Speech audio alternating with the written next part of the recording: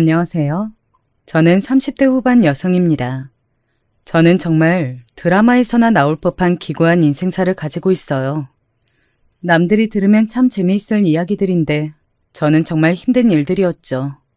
하지만 지금은 어느 정도 편해졌기 때문에 여러분들에게 이런 이야기도 할 수 있는 용기와 마음의 여유가 생긴 게 아닐까 싶습니다. 어렸을 때부터 매번 들었던 소리가 있었어요. 지질이 복도 없는 년. 그 말 그대로 저는 정말 지지리도 복이 없는 사람이었습니다. 부모 복도, 친구 복도, 남편 복도 그 무엇 하나 있는 게 없었어요. 매일매일 싸우기만 하는 가난한 부모님 밑에서 태어나 제대로 된 양육 한 번 받은 적 없이 컸고 그게 티가 나는지 친구들이 없었습니다. 그 누구도 불행해 보이는 저와 친해지고 싶어 하지 않았거든요. 친하게 지내고 싶어 하지는 않으면 다행스럽게요. 저는 학창시절에 가난하고 혼자라는 이유로 정말 모진 괴롭힘을 당했어요.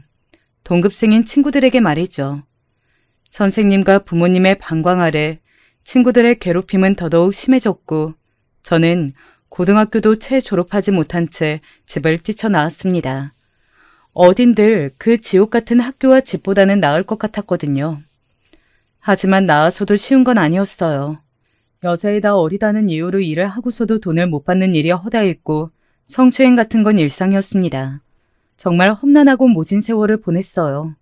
하지만 어딘들 그 집과 학교보단 낫다는 생각으로 일을 악물고 버텼습니다.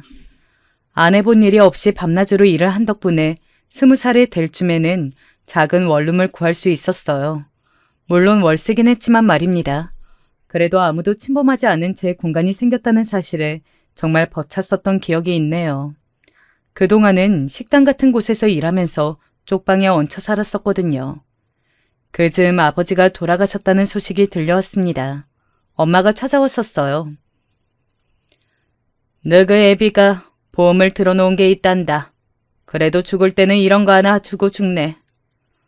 엄마는 그렇게 말하며 저에게 통장 하나를 건넸습니다. 5천만 원. 그 당시 저에게는 정말 너무 큰 돈이었어요. 물론 지금도 큰 돈인 건 변함이 없지만요. 이제 와서 엄마 노릇 하겠다는 건 아니고 그냥 니도 니 애배한테 괴롭힘 당하면서 컸으니까 그 보상이라고 생각하고 받아. 그 돈을 거절할 만큼 현실을 모르는 것도 아니었고 또 그 큰 돈을 거절할 만한 배짱도 없었습니다. 그래서 그냥 받았어요.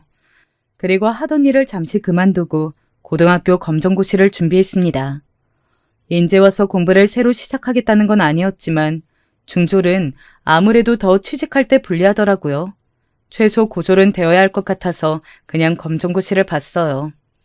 그래도 공부머리가 아예 없었던 건 아닌지라 수월하게 검정고시를 딸 수 있었습니다. 그게 23살쯤 됐을 무렵이었어요. 그리고 작은 건설회사의 경리로 취직해서 제 학벌로는 꽤 괜찮은 월급을 받으며 살았습니다. 딱히 욕심도 없었던지라 현실에 그냥 만족하면서 살았어요. 아무도 나를 때리지 않고 아무도 나를 괴롭히지 않는 지금이 가장 행복하다 하면서 말입니다. 그렇게 하루하루를 별다른 일 없이 살아가던 어느 날이었어요. 현장에서 일을 하던 노동자 중에 한 사람이 저를 참 좋아했습니다. 어렸을 때부터 외로움을 많이 타서 그런 건지 아니면 저한테 그렇게 잘해주는 사람을 처음 만나서 그런 건지 저는 그 사람을 참 좋아했어요. 그렇게 몇 년간 연애하고 프로포즈를 받았을 때도 정말 행복했었습니다. 제 집안 사정을 알고 그는 저를 더 신경 썼어요. 그래도 당신 엄만데 인사는 가야지. 그 사람은 굳이 엄마에게 인사를 가겠다고 하더군요. 저랑 엄마는 저한테 돈을 가져다 준 그날 이후로 한 번도 얼굴을 본 적이 없었거든요. 그 사람 성화에 못 이겨 거의 10년 만에 엄마를 보러 갔습니다. 오랜만에 보는 엄마는 많이 늙어 있더군요. 그 모습에 마음이 좀 쓰이긴 했던 것 같아요. 꼭 그렇게 험한이라는 사람이랑 결혼해야겠니? 엄마는 나중에 저한테 그렇게 물었었어요. 아버지가 목 쑤셨거든요. 험한이라는 사람들은 성품도 험하다고 그러면서 말리셨던 기억이 있습니다. 내 결혼이야. 나는 엄마처럼은 안 살 거니까 걱정하지 마. 내가 무슨 자격으로 네가 하겠다는데 말리겠니? 그냥 걱정스러워서 그러는 거야. 하지만 저는 엄마의 말을 듣지 않고 결혼했어요. 그리고 그와 사는 7년 동안 한 번도 후회를 한 적이 없습니다.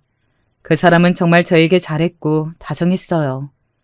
저랑 그 사람 사이에는 아들이 하나 있었는데 아들에게도 정말 다정한 아빠였습니다. 결혼한 뒤로 종종 얼굴을 보는 엄마도 정말 괜찮은 사람인 것 같다고, 그때 편견이 있었던 것 같다고 그렇게 이야기했으니까요. 엄청나게 행복한 건 아니었지만 나름 행복했습니다. 충분하지는 않았지만 아끼면 크게 부족함 없이 생활할 수 있었고 다정한 남편과 귀여운 아들이 있었으니까요. 10대 시절 집을 막 뛰쳐나와 길거리에서 울던 과거의 저를 생각하면 정말 행복한 나날들이었습니다. 하지만 그 행복은 오래가지 못했어요. 지질이 복도 없는 년, 그 말의 저주에서 벗어났다고 생각했는데 아니었습니다. 형수님, 큰일 났어요. 그 전화를 받고 손을 발발 떨며 평소에는 절대 타지 않는 택시까지 잡아타고 남편이 있다는 응급실로 향했어요. 그곳에는 이미 숨을 거둔 남편이 누워 있었습니다. 믿기지도 않았고 믿고 싶지도 않았습니다. 그저 황망한 얼굴로 멍하니 서서 눈물만 뚝뚝 흘렸어요. 심장마비라고 하더군요. 일을 하다가 쓰러졌는데 조금 늦게 발견이 됐다고요. 저는 정말 정신이 하나도 없었습니다. 뭔가를 처리할 정신도, 장례를 준비하고 치를 정신 같은 것들도 말이죠. 그래서 남편의 직장 동료들이 하라는 대로 멍하니 앉아서 고개를 끄덕이고 사인했어요. 나중에 알고 보니 산재 처리를 하지 않겠다는 회사의 각서 같은 것들이었더라고요. 정말 지지리도 복도 없죠. 하루아침에 남편을 잃은 젊은 과부에게, 멍하게 앉아서 울고만 한 사람에게 그런 각서에 사인을 하라고 들고 온 회사 사람들이나 정신없는 틈을 이용해서 저에게 사인을 받아간 남편의 직장 동료들이나 말입니다. 그래서 저는 남편의 회사에서 단 한 푼도 받지 못했어요. 위로금이라고 지급해준 돈도 장례 비용으로 다 썼으니 제 수중에 남은 건 정말 하나도 없었습니다. 하루아침에 5살 난 아들을 혼자 키워야 하는 과부 신세가 되었어요. 그 사람은 보험 하나 제대로 들어놓은 게 없었거든요. 내 몸이 짱짱한데 보험은 무슨 보험? 그것도 한 달에 내야 할 금액이 꽤 되더라고. 그거 저축해서 우리 성준이 맛있는 거 한 번 더 사주지. 늘 그렇게 이야기했었거든요. 그래서 그 사람이 그렇게 죽고 나서 정말 저는 내몰리듯 일을 시작해야만 했습니다. 가진 게 없는 제가 혼자 어린 애들 키우려면 그래야만 했으니까요. 불행 중 다행인 건 너 일하는 동안에는 애는 내가 볼게. 어차피 어린이집 갔다 오면 몇 시간만 봐주면 되는데 뭐. 이제와 엄마의 도움을 받는 게 내키진 않았지만 그때의 저는 그런 걸 가릴 처지가 되지 못했어요. 그래서 그냥 도움을 받기로 했습니다. 사무직에 취직하고 싶었지만 고졸의 경력이 많이 단절되어 있어서 불가능에 가까웠어요. 그리고 그 다음에는 어렸을 때 하던 식당에도 취직했지만 그건 시간 맞추기가 너무 힘들었습니다. 아무래도 아이를 마냥 엄마에게 맡겨둘 수는 없었기 때문에 일할 곳을 찾는 게 여의치 않았어요. 그러던 중 식당에서 알게 된 아주머니 한 분이 일자리를 제안해 주셨습니다. 새댁같이 일손도 빠르고 깔끔하고 또 젊은 사람을 원하는 곳들이 있어.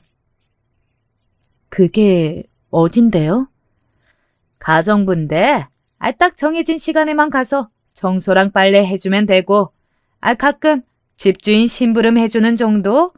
그리고 요리까지 하면 추가금도 있고 요즘 부자들 점점 뺀다고 갑질 같은 것도 많이 안 하고 일도 이런 것보다 수월하고 벌이도 좋아.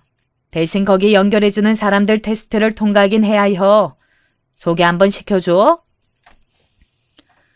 자신은 나이가 많아서 탈락했다며 부잣집 가정부를 할 수 있는 업체를 소개해 주셨어요. 테스트는 생각보다 간단하긴 했습니다. 학벌과 집안 사정을 묻고 그 다음으로는 어떤 일을 했는지 묻는 게 다였어요. 다행히 면접을 잘 통과해서 어느 집으로 배정받았습니다. 그리고 첫 출근을 했어요. 시간도 딱 좋고 월급도 그 전에 받았던 곳들보다 많았던 곳이라 오래 일하고 싶었습니다. 그래서 집주인에게 잘 보이고 싶은 마음에 단정히 입고 첫 출근을 했어요. 보기만 해도 기가 죽는 으리으리한 집 앞에서 벨을 누르고 집주인이 나오길 기다렸습니다. 문이 열리는 소리가 들리자마자 꾸벅 인사를 했어요. 그리고 고개를 들었습니다. 어? 너... 은영? 아는 얼굴이었어요. 그것도 절대 다시 만나고 싶지 않은 그런 얼굴이요. 다시 볼 일이 없을 거라고 생각했던 얼굴이었는데 이렇게 만나게 된다니. 이 악연에 하늘도 무심하시지 라는 말이 절로 나오더군요. 은영이는 제 중학교, 고등학교 동창이었습니다. 그리고 저를 괴롭힌 학교 폭력의 주동자였어요. 야, 임정아, 나 목말라. 시원한 얼음물 좀 가져와. 매점에는 얼음이 없어. 그럼 만들어서라도 가져와야 할 거 아니야, 이년아. 자기 뜻대로 안 되면 가차없이 발길질했어요. 그리고 반 안에서 제가 그렇게 은영이에게 맞고 있어도 그 누구도 도와주지 않았습니다. 심지어 선생님조차요.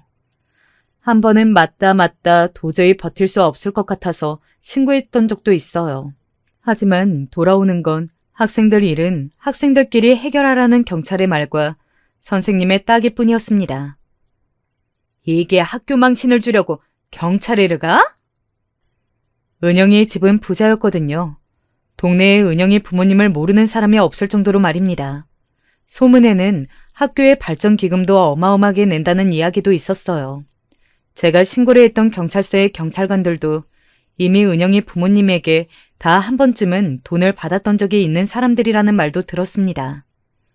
교무실에서 다른 선생님과 학생들이 다 보는 앞에서 담임에게 뺨을 수차례 맞아 얼굴이 퉁퉁 부은 채로 교실에 들어갔습니다.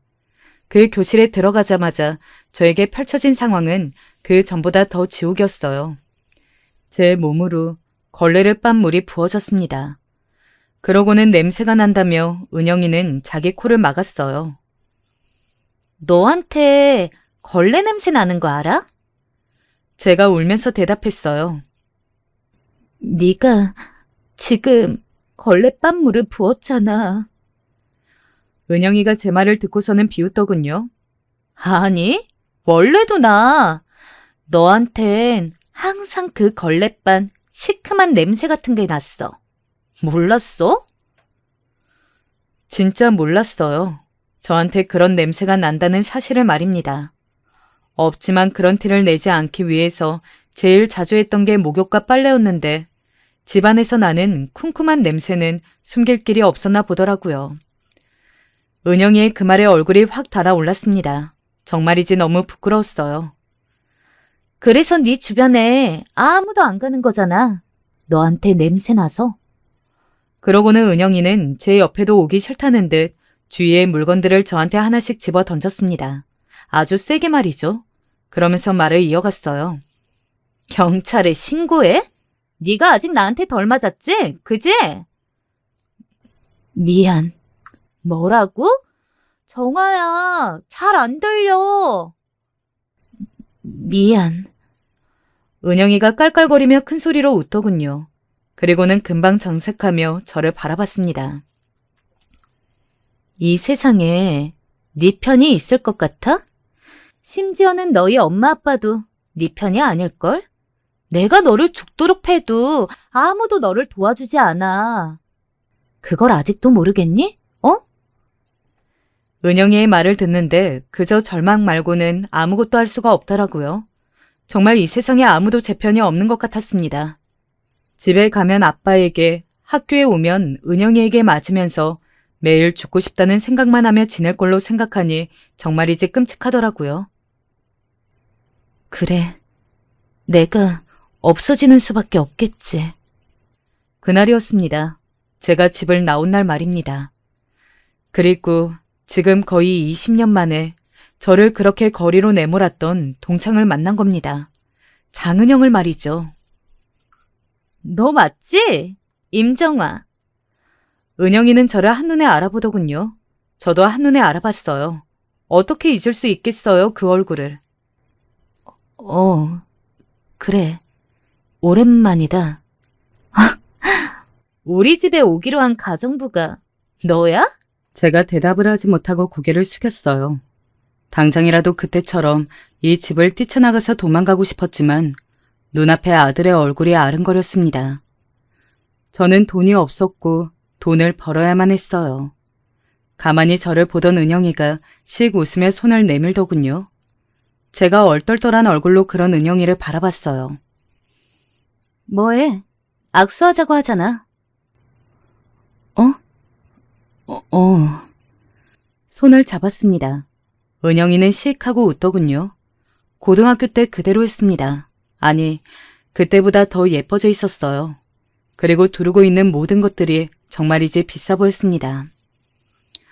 그래, 그동안 어떻게 살았어? 결혼은 안 했어? 남편이 뭐 하는 사람이길래 부인을 이런 일을 하게 해? 결혼은 했었는데 남편이 얼마 전에 심장마비로. 저도 모르게 은영이에게 다 이야기하고 있더군요. 그때처럼 말입니다. 어머, 미안. 괜한 걸 물었나 보다. 애는 있고? 올해 5살. 아들 하나 있어. 우리 애도 5살인데 나도 아들이야. 그래. 우리가 인연은 인연인가 보다. 이렇게 다 만나고 말이야. 너 그때도 참 손 빠르고 깔끔했는데. 그치? 언제나 은영이가 시키는 일이라면 빠르게 움직였고 항상 은영이 주변을 깔끔하게 치웠던 과거의 제가 떠올랐습니다. 나는 너만 괜찮다면 너 우리 집에서 일하는 거 좋아. 너는 어때? 순간 다행이라는 마음과 함께 싫다는 마음이 동시에 들었어요. 은영이가 어떤 아이인지 그 누구보다 잘 알았기 때문에 그녀가 집주인으로 있는 집에서 가정부로 일하는 것이 끔찍했습니다. 하지만 거절할 수 없었어요. 저는 돈을 벌어야 했으니까요. 나도 좋지. 제가 그렇게 대답하니 은영이가 씩하고 웃더군요. 그리고는 미묘한 표정으로 말했습니다. 그럼 호칭 정리부터 하자. 아무리 우리가 친구라지만 어쨌든 나는 네 고용주고 너는 내 고용인인데 반말을 하는 건 좀 그렇잖아? 앞으로는 그냥 사모님이라고 부르고 존댓말 써줬으면 좋겠어. 그럴게. 아니, 그럴게요. 그래, 좋다. 그리고는 은영이가 웃으며 일어났습니다. 너 요리도 잘하지? 그때 그랬던 것 같은데? 아닌가? 아니, 네. 그러면 추가금도 줄 테니까 내일 저녁 좀 차려줘. 그이가 집밥을 먹고 싶어 하는데 내가 손에 물을 묻혀본 적이 있어야지. 뭘로 하면 될까요? 오늘은 대충 네가 냉장고 안에 있는 걸 보고 해. 다음부터는 내가 그이한테 물어보고 메뉴 알려줄 테니까. 그렇게 말하고는 은영이는 방으로 들어갔습니다. 그리고 방 안에서 깔깔거리는 소리와 함께 누군가와 통화를 하는 말소리가 얼핏 들려왔어요. 그래, 걔. 걸레 냄새 나더. 그래. 걔가 우리 집 가정부로 왔다니까. 완전 웃기지. 역시 사람 팔자는 안 바뀌어. 여전히 그렇게 살고 있잖아. 일부러 그러는 건지 아니면 저를 사람 취급하지 않아서 듣든 말든 상관하지 않는 건지 은영이는 시끄럽게 통화를 했어요. 그 소리를 밖에서 듣고 있는데 다리에 힘이 풀리더군요. 다시 그 끔찍했던 그 교실에 서 있는 것 같은 기분이 들었습니다. 하지만 그렇다고 이번에는 도망갈 수 없었어요. 저는 한 아이의 인생을 책임져야 하는 엄마였습니다. 그 사실이 저를 그곳에서 벗어날 수 없게 만들었어요. 스스로 괜찮다고 몇 번이나 되뇌이며 부엌으로 들어간 냉장고를 열었습니다. 정말 신선하고 비싸 보이는 재료들이 가득하더라고요. 딱 봐도 값비싸 보이는 재료들이었습니다. 이런 비싼 것들로 집밥이라. 좋은 재료로 만들면 뭐든 맛있긴 하겠네. 라고 중얼거리면서 음식을 만들기 시작했어요. 값비싼 해물들이 잔뜩 들어간 된장찌개와 각종 반찬을 만들고 있으니 은영이가 나오더군요. 나는 이래서 집밥이 정말 싫은데. 어? 냄새 나잖아. 음식을 하는데 냄새를 안 나게 할 수는 없는 노릇이니 뭐라 대답을 하지 못하고 머리만 긁고 있는데 은영이가 씩 웃으며 그러더군요. 너한테 하는 말 아니야. 왜 그렇게 쫄아? 누가 보면 내가 너 괴롭히는 줄 알겠다. 남편한테 하는 소리야. 하도 집밥 타령을 해대서 내가 짜증나 죽겠어 정말. 꼭 한식을 이렇게 챙겨 먹어야 하는 이유가 뭐냐고 대체. 은영이는 그렇게 궁시렁거리며 정말 냄새가 맡기 싫다는 듯 다시 방으로 쏙 들어가더군요. 그리고 얼마 뒤 음식이 다 되어갈 때쯤 도어락이 열리는 소리가 들렸습니다. 그리고는 누군가 들어오는 소리가 들렸어요. 우리 집에서 이런 냄새가 나? 나 집밥 먹고 싶다고 한 거 드디어 들어주는 거야? 다정한 목소리로 그렇게 말하며 들어오는 사람은 다름 아닌 은영이의 남편이었습니다. 웃으면서 부엌으로 들어왔는데 처음 보는 사람이 있어서 당황한 것 같더라고요. 제가 꾸벅 인사를 했습니다. 안녕하세요. 누구세요? 저는. 그때 은영이가 문을 열고 밖으로 나왔어요. 그리고 정아야. 어머머. 오빠, 언제 왔어? 그리고 정아야. 어머머. 오빠, 언제 왔어? 아직 퇴근 시간 좀 이르지 않아? 은영이는 조금 전 저를 부르던 목소리에서 완전히 톤이 달라지더라고요. 애교와 애정이 가득 섞인 목소리였습니다. 은영이의 남편이 저와 은영이를 번갈아 보며 물었습니다. 아는 분이셔? 그게 오늘부터 우리 집에서 일해주시기로 하신 분이야. 인사해. 안녕하세요. 근데 당신 방금 정화라고. 이야기하자면 길어. 내가 나중에 설명해 줄게. 일단 밥부터 먹어, 자기야. 집밥, 집밥, 노래를 불렀잖아.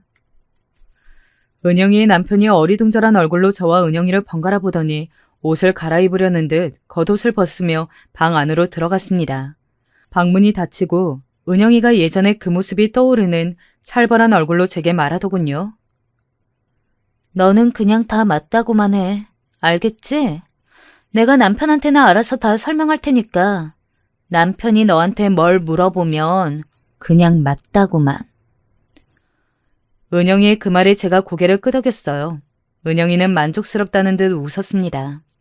와, 이거 너무 맛있는데요? 은영이의 남편이 한 입을 먹을 때마다 감탄하더라고요. 엄마를 닮아 원래 솜씨가 좋은 편이긴 했어요. 게다가 어릴 적에 식당 일을 오래 하기도 했었고 말이죠. 은영이는 남편의 그 연신 터지는 반응에 자기도 슬쩍 한 입을 먹어보더군요. 맛있네. 그리고는 새초롬하게 그렇게 말했습니다. 맛있는 정도가 아닌데? 나 밖에서도 이렇게 맛있는 음식 못 먹어봤어. 진짜 식당 차리셔도 되겠어요.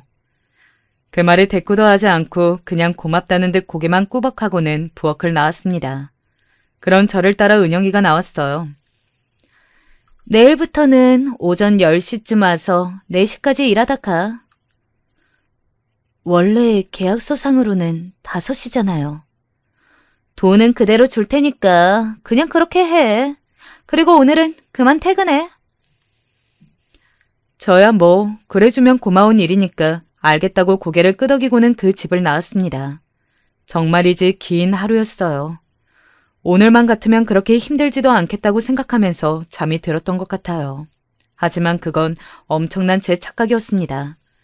은영이는 여전히 못돼 먹었더라고요. 저를 내려다보며 우월감을 느끼는 게 그랬습니다. 그래도 어찌어찌 버틸 수 있긴 했어요.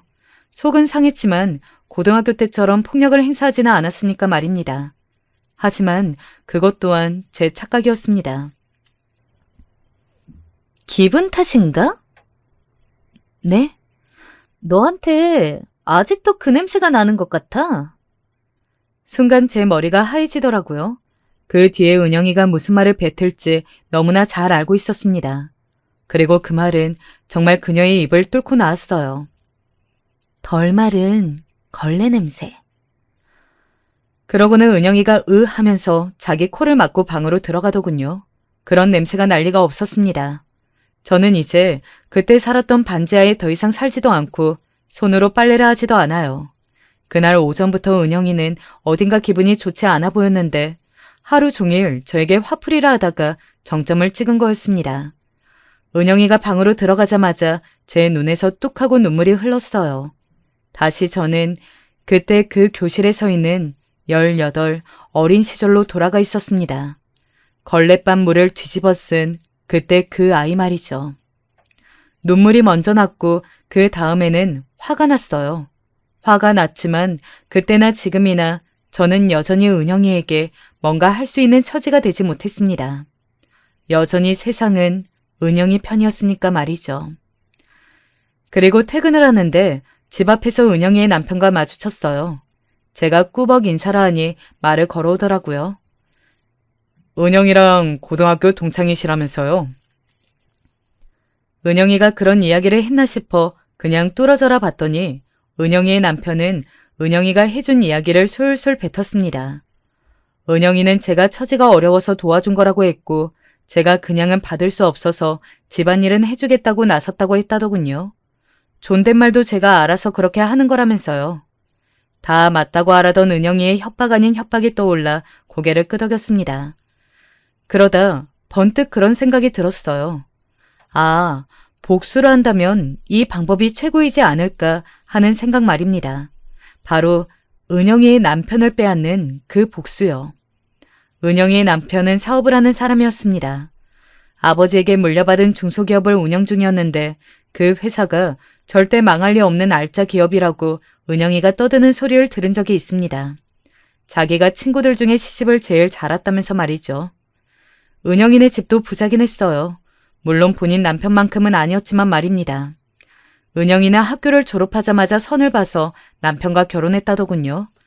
그런데 오랫동안 아이가 생기지 않아 고생했는데 늦게 얻은 아들을 그래서 남편이 더 예뻐 죽는다고 말이죠. 하지만 정작 은영이는 자기 아들에게 큰 애정이 없어 보였습니다. 언제나 자기가 더 중요한 것처럼 굴었어요. 아이가 자지러지듯 울어도 손에 팩을 하는 중이라며 가만 보고만 있던 걸 제가 출근하고 아이를 달랬으니까 말입니다. 아무튼 머릿속으로 그 생각이 확 스쳐 지나가자 저도 모르게 본능적으로 살짝 웃으며 은영이의 남편을 바라봤습니다. 제가 표정이 풀리니 그도 웃으며 묻더군요. 요리를 어떻게 그렇게 잘하세요? 엄마가 솜씨가 좋으시기도 하고 어릴 때부터 안 해본 일이 없었거든요. 식당 일도 오래 했어요. 이 정도는 뭐 아무것도 아니죠.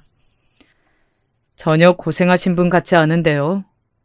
하며 은영이의 남편이 말을 얼버무리더군요. 어릴 때부터 너는 웃으면 참 예쁜데 왜 그렇게 안 웃냐는 말을 자주 들어왔었거든요. 사실 은영이의 괴롭힘이 더 심해진 것도 은영이가 좋아하던 선배가 저보고 너는 웃는 얼굴이 예쁘다 라는 이야기를 하고 나서 더더욱 심해졌었고 말입니다. 평소에는 워낙 웃을 일이 없으니 그 이야기를 잊고 살았었는데 번뜩 스쳐가듯 그 이야기가 생각이 났습니다. 그래서 다시 한번 웃으며 그를 향해 꾸벅 인사를 했어요. 웃으니까 인상이 확 다르시네요. 그런가요? 평소에는 웃을 일이 없어서. 그럼 저는 이만 가보겠습니다. 그러고 돌아서 나왔습니다. 등 뒤로 그의 시선이 느껴졌어요. 그 뒤로 바로 자주 은영이의 남편을 볼 일은 없었습니다. 제 퇴근 시간이 빨랐거든요. 하지만 종종 마주치거나 할 때면 언제나 웃었어요. 그는 분명히 저에게 호감을 느끼는 듯 했습니다. 이런 건 잘 모르는데도 그런 감정 같은 것들이 느껴졌으니까요. 그리고 어느 날 흘러가듯 회사에서도 자꾸 집에서 먹는 밥이 생각이 난다는 이야기를 듣고서는 아침부터 도시락을 준비해 은영이의 남편이 출근하는 시간에 맞춰 일찍 갔어요. 그리고선 출근하는 그의 손에 은영이 몰래 도시락을 지어주기도 했습니다. 이 집에 있는 것만큼 좋은 재료로 만든 건 아니라서 맛이 그만큼은 있을지는 모르겠어요. 아이고, 이렇게 신경을 다 써주시고 감사합니다. 그리고 도시락을 건네주며 일부러 슬쩍 손을 부딪히기도 했습니다. 그가 흠칫하고 놀라는 게 느껴졌어요. 제가 놀란 얼굴로 손을 얼른 떼어내며 죄송하다고 하자 그가 웃으며 괜찮다고 하더군요. 그리고 그날 한 가지 알게 된 사실이 있었습니다. 일은 출근으로 알게 된 사실이었어요. 집에 들어가니 아이는 자는지 고요하더군요. 그래서 거실에 널브러진 옷가지들과 부엌의 식기들을 하나둘 정리하고 있을 때 안방에서 통화 소리가 들려왔습니다.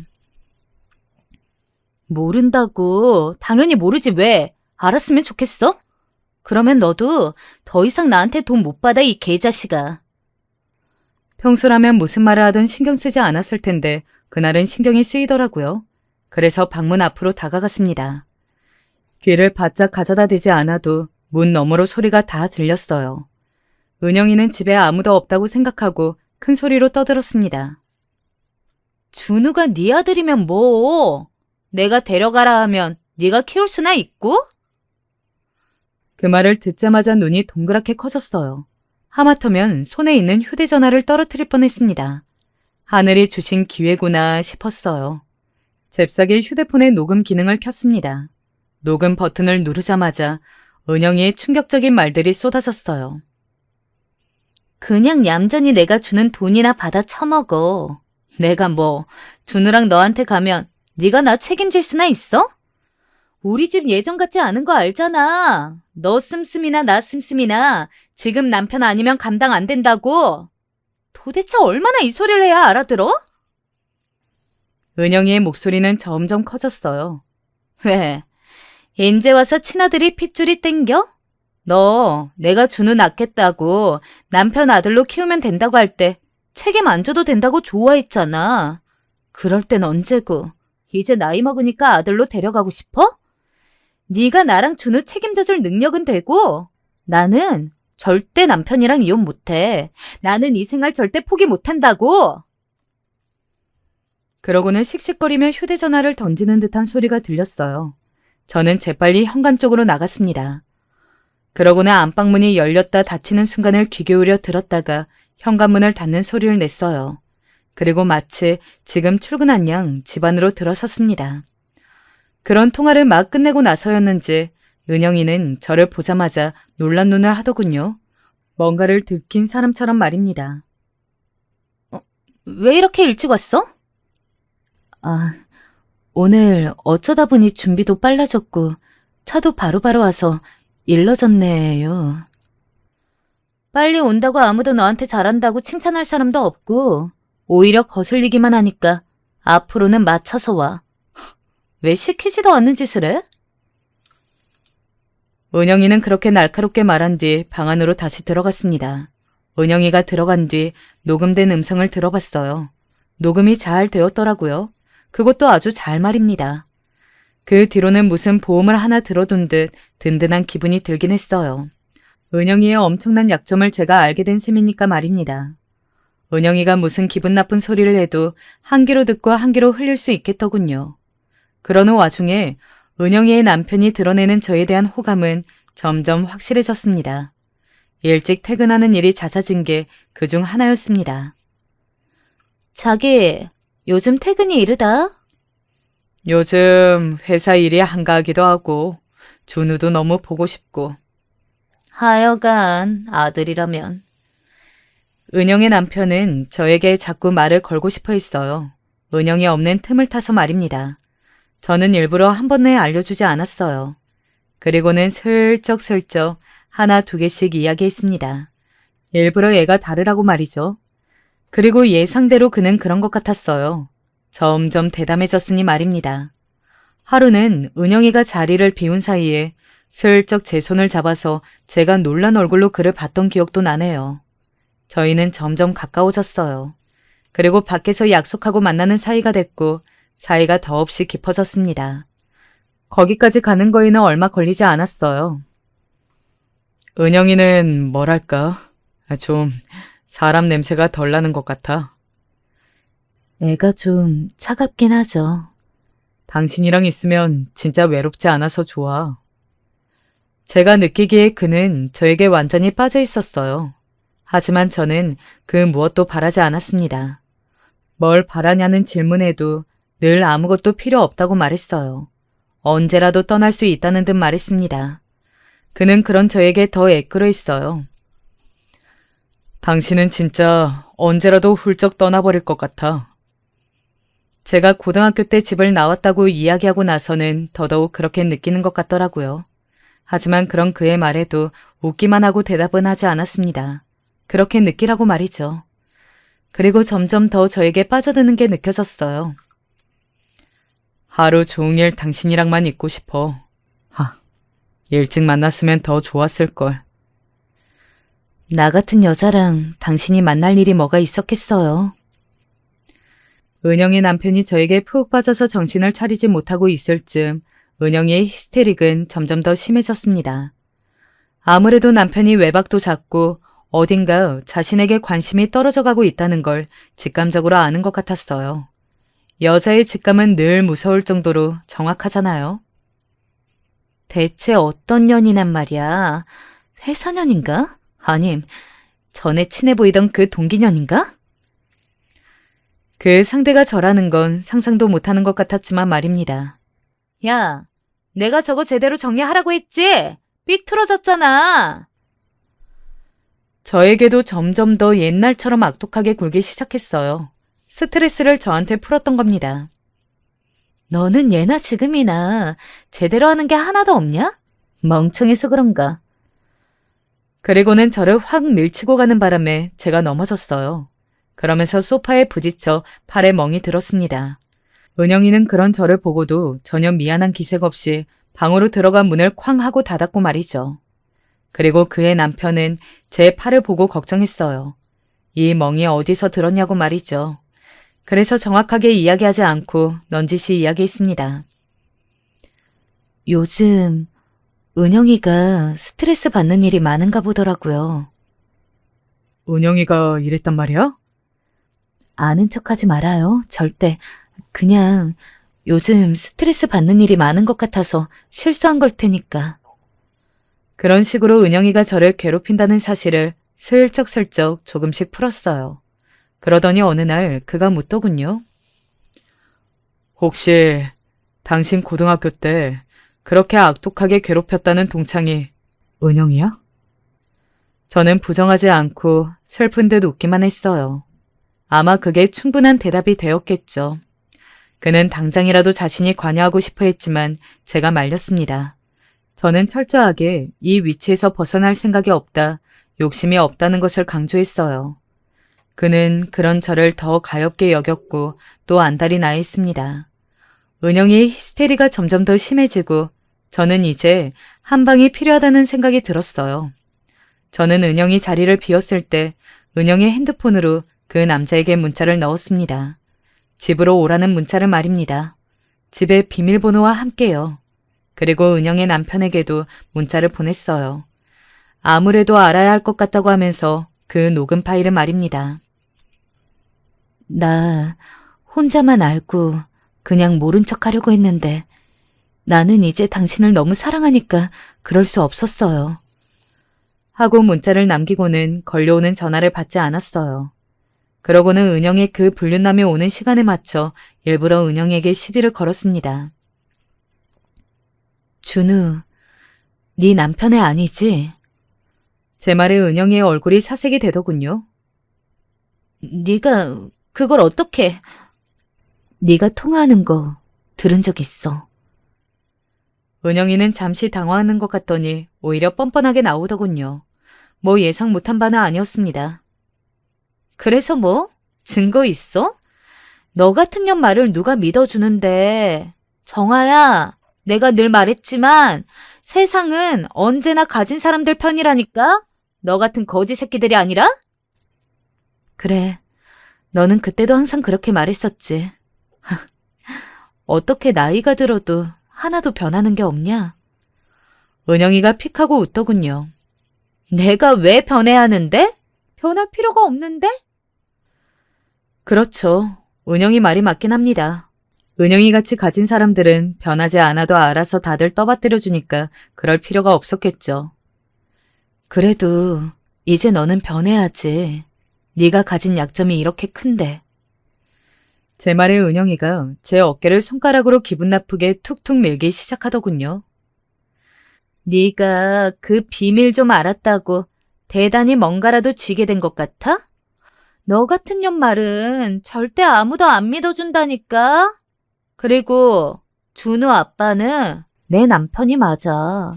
내가 맞다면 그런 거야. 그 새끼고 너고 하여간 없는 것들이 욕심만 참 많아서 주제도 모르고 어딜 덤비길. 그때 누군가의 목소리가 들려왔어요.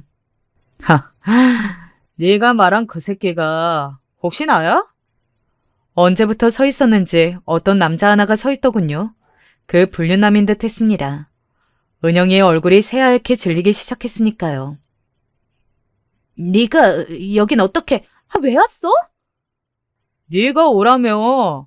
집 비밀번호까지 알려줘 놓고 왜 이제 와서 시침이야? 은영이는 그제야 상황 파악이 된 듯 저를 노려봤습니다. 너야? 네가 꾸민 짓이야? 감히? 네가 나를 상대로?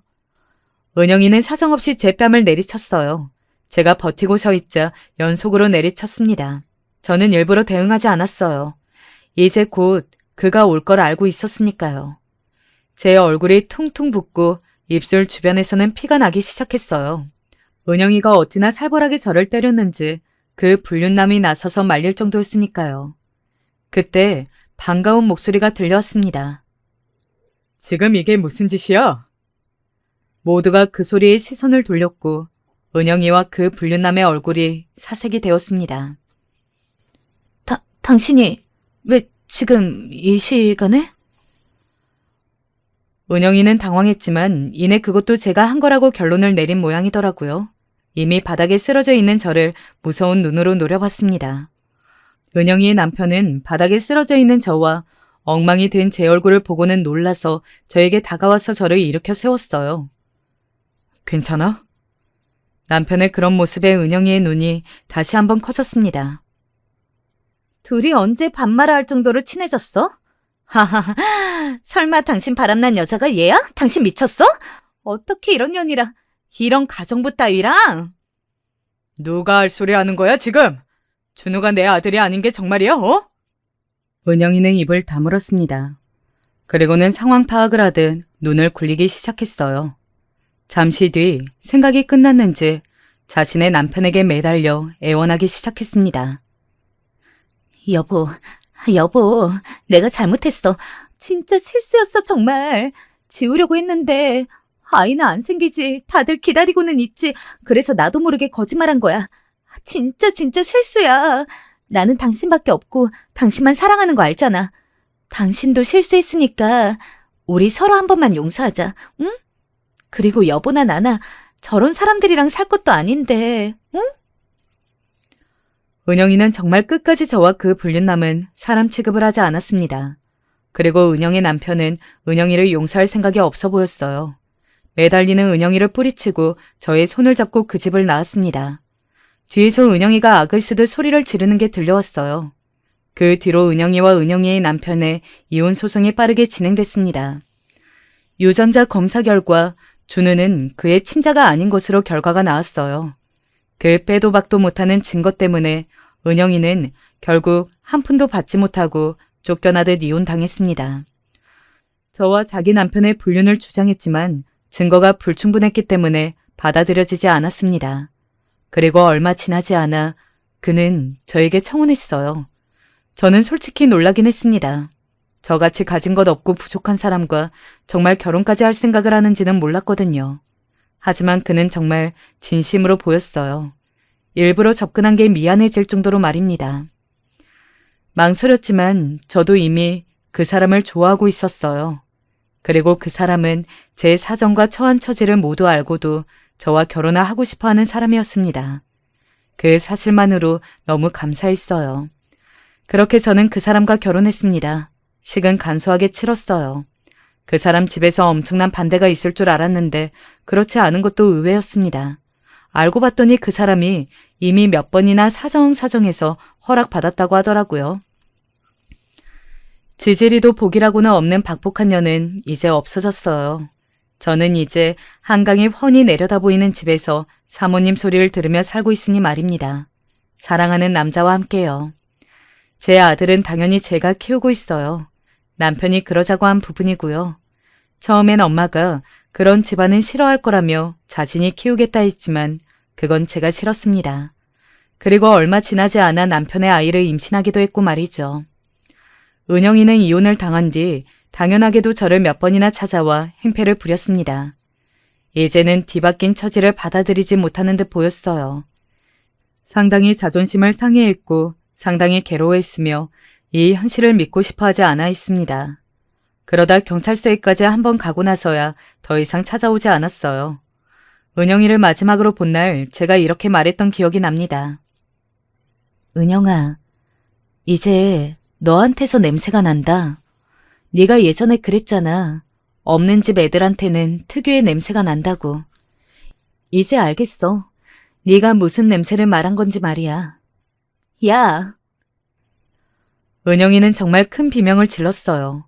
그러고는 눈물을 흘리며 자기 옷의 냄새를 맡기 시작했습니다. 그 모습을 보고 돌아섰어요.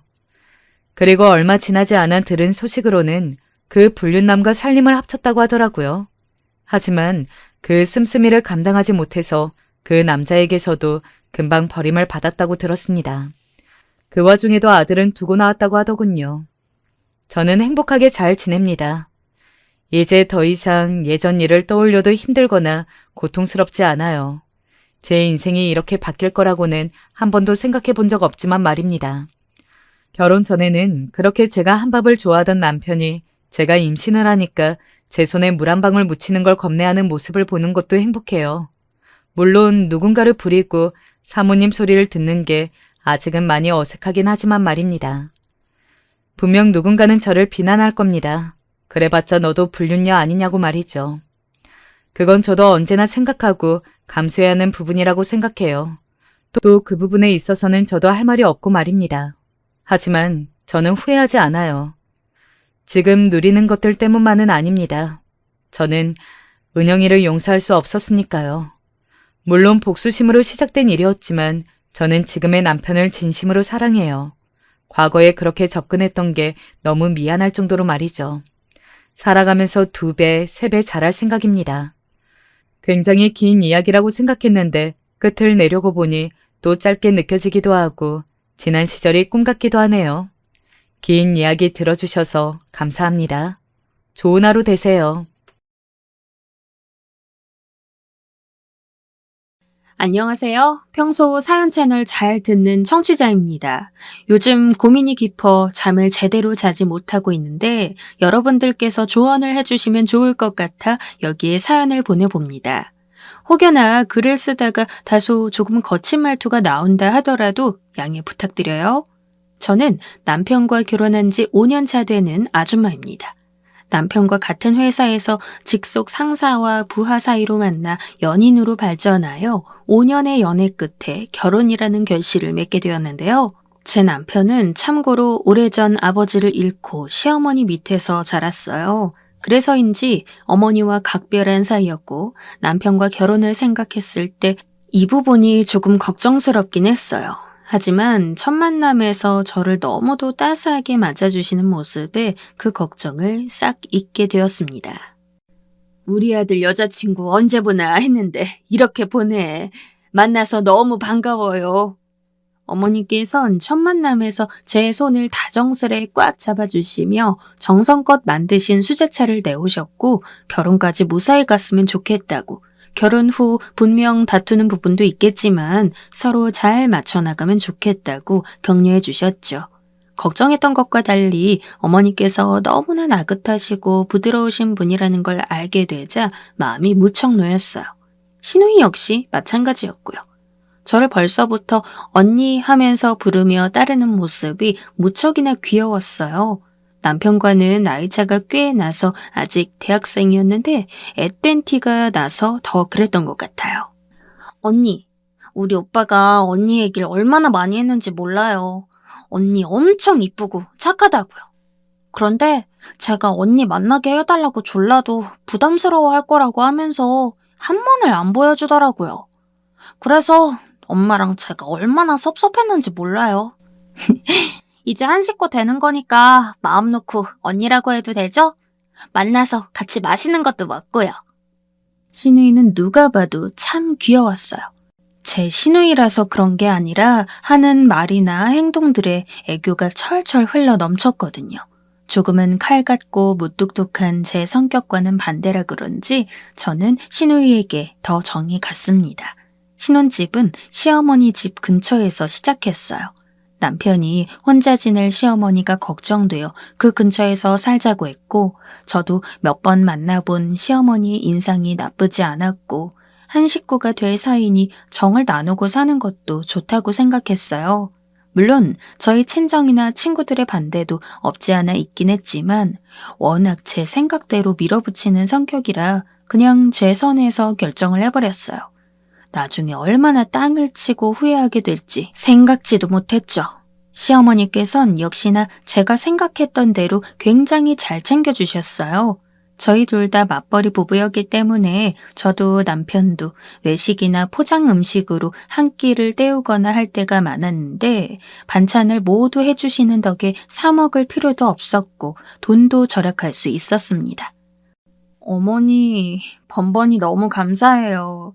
이거 다 하시려면 힘드셨을 텐데 저번에 해주신 연근조림도 너무 맛있게 먹었어요. 아유, 우리 아가가 맛있게 먹었다면 나야 좋지. 언제든 이 엄마가 또 해줄 수 있으니까 먹고 싶은 거 있으면 꼭 말해라. 네, 어머니. 어머니와 제 사이는 마치 정다운 부부 같았어요. 사는 건 남편과 살았지만 제게 엄마처럼 잘 대해주는 시어머니에게 오히려 더 많은 정을 느끼곤 했어요. 남편도 그런 저와 시어머니의 사이를 보며 마치 제가 딸 같다고 말할 정도였죠. 시어머니와 함께 있는 시간도 자연스럽게 늘어났어요. 일이 끝나고 시댁에서 하룻밤을 자고 온다거나 주말에도 시어머니 집에 가서 일을 도와드리는 등 어머니와 소소한 것들을 하며 시간을 보내다 오곤 했지요. 어머니께선 수제차나 전통주 담그는 걸 좋아하셨는데 옆에서 그걸 보고 도와드리고 있으면 재미있기도 하고 시어머니와 일이 정다운 사이가 될 수 있다는 사실이 스스로 놀랍기도 하고 그랬어요.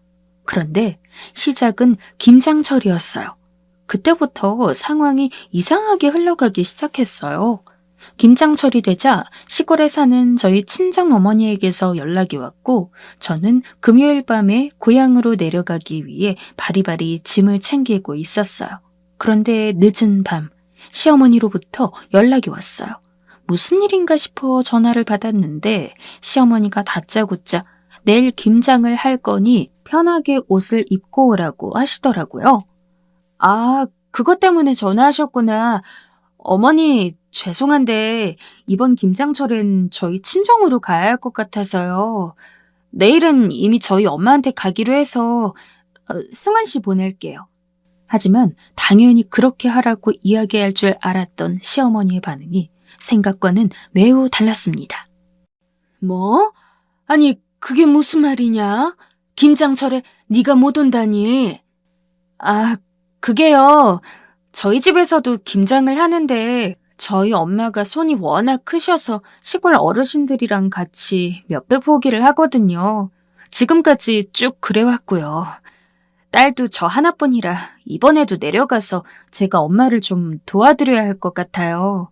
제가 말을 마치자 전화기 너머에서 좀 서늘하다 싶을 정도의 침묵이 흘렀습니다. 그리고 잠시 후 전화가 뚝 끊기었죠. 순간 당황스러웠습니다. 시어머니가 왜 전화를 갑자기 끄는 건지 그 마음을 헤아릴 수가 없었죠. 황당하게도 시어머니의 마음을 알게 된 건 남편을 통해서였습니다. 당신, 이번에 어머니 안 도와주러 가기로 했어? 말했잖아. 김장철엔 시골 내려가야 한다고.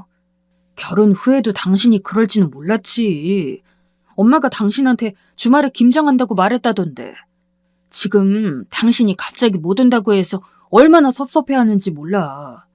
솔직히 시어머니의 마음을 이해하기 힘들었습니다. 물론 당연히 오겠거니 생각할 수 있지만 제가 사정을 말하면 당연히 너그러이 이해해 주실 줄 알았거든요. 그런데 제가 친정에 간다는 말 한마디에 토라지셔서 남편에게 입장을 전달하실 줄이야. 제 입장에서도 조금 섭섭한 일이었습니다. 어찌됐건 약속은 약속인지라 저는 불편한 마음으로 친정에 내려갔고 최대한 빠르게 김장을 마치고 서울에 돌아왔습니다. 도착해서 저는 시어머니 댁부터 찾아갔습니다. 어머니의 심기도 살필 겸 저녁을 먹자는 핑계로 찾아간 것이었죠. 허나 시어머니는 잔뜩 화가 나 계셨습니다. 평소 제가 오면 그리 반겨주시던 분이 그날은 아무 말도 없이 김장만 하고 계시더라고요. 어머니, 아직 김장이 안 끝나신 거예요? 시어머니는 제 어떤 말에도 반응하지 않고 김장만 하셨는데 그 서늘함이 처음으로 무섭게 느껴졌습니다. 저는 열심히 사정을 말하면서 그래도 최대한으로 빨리 온 거라 설명했지만 시어머니의 반응은 참으로 냉담했습니다. 말 다 끝났으면 가라. 어머니, 결혼한 지 얼마나 됐다고 게으름을 피우는 건지 모르겠구나. 내가 예쁘다 예쁘다 오냐 오냐 하니깐 벌써 풀어진 거냐? 시어머니가 김장해야 한다 했으면 며느리로서 친정이 아니라 시댁으로 오는 게 당연하지 않겠니? 그걸 못 들었다는 둥 내가 말을 꺼내지 않았다는 식으로 둘러댈 게 아니고 말이다. 어쨌든 이번 일로 난 너한테 아주 크게 실망했다. 배신감까지 느껴져서 널 보고 싶지가 않어. 가라. 네 얼굴 보는 것만으로도 피곤하구나. 시어머니의 입에서 나오는 말은 너무나 충격적이었습니다. 사람이 연속으로 충격을 받으면 말을 잃게 되는 것일까요? 저는 어떤 말도 하지 못하고 그 자리에 석상처럼 굳어 시어머니를 쳐다보다 이내 나와버렸습니다. 무슨 정신으로 집에 왔는지를 모르겠어요. 빨간불에 길을 건넌 건지 초록불에 길을 건넌 건지 그냥 넋이 나간 얼굴로 집에 돌아와선 다리에 힘이 풀려 침대에 쓰러지고 말았습니다. 그리고 시어머니가 제게 내뱉었던 싸늘한 말들이 한꺼번에 떠오르면서 화가 치솟았습니다. 저는 남편이 오자마자 불만을 터뜨리려다가 그러지 말고 그냥 시댁을 찾아가 제 입장을 밝히기로 했습니다. 뭐가 됐든 부딪히는 게 나을 것 같았으니까요. 저는 다음 날 어머니의 집으로 가서 하나하나 똑바로 설명을 했습니다. 김장김치는 무조건 시댁에서 해야 한다는 시어머니의 주장과 논리, 솔직히 납득하기 힘들다고요. 섭섭하신 걸 아예 이해 못하는 바 아니지만 저도 저희 집 친정에서 쭉 김장을 해왔고 저희 엄마 허리도 아프셔서 앞으로도 그래야 할 것 같다고요. 그러자 시어머니는 TV를 보시던 눈을 제게로 돌리시더니 한 말씀 하시더군요. 그 말 하려고 여기까지 온 거니? 그 정성이면 김장을 도왔을 텐데 너 참 대단하다. 네가 이렇게 나오니 나도 내 할 말은 해야겠구나. 지금까지 널 지켜보면서 내가 말 못한 게 몇 개 있는데 지금 말 나왔으니 다 하마. 너 우리 승환이 돈 함부로 쓰고 다니는 것 같더구나. 그렇다고 살림을 잘하는 것도 아니고 연봉도 승환이보다 적다지. 그럼 눈치껏 살림이라도 잘해야지. 여자가 돼서 빨래도 제대로 하나 못하니? 저번에 보니 승환이 와이셔츠는 막 구겨져 있지. 볼펜 자국도 그대로 있더구나. 그리고 청소는 그럴 거면 못하러 하니? 식탁은 먼지 투성이에 냉장고엔 유통기한 지난 음식도 들어있던데. 매일까진 아니더라도 이틀에 한 번은 쓸고 닦고 다 해야지. 너 퇴근하고 집 들어오면 그냥 잔다고 했지? 내 아들이 그런 먼지 구덩이에서 산다고 생각하면 얼마나 가슴이 답답했는지 아니? 이혼하라고 하루에도 수십 번은 말하고 싶었다. 그래도 승환이가 너 좋다니까. 너밖에 없다니까 그동안 참아주고 나 혼자 어떻게든 화를 사귄 거다. 그런데 이젠 정말 안 되겠구나. 대체 친정에서 어떻게 배웠길래 시애미한테 이렇게 바락바락 대드는 거니?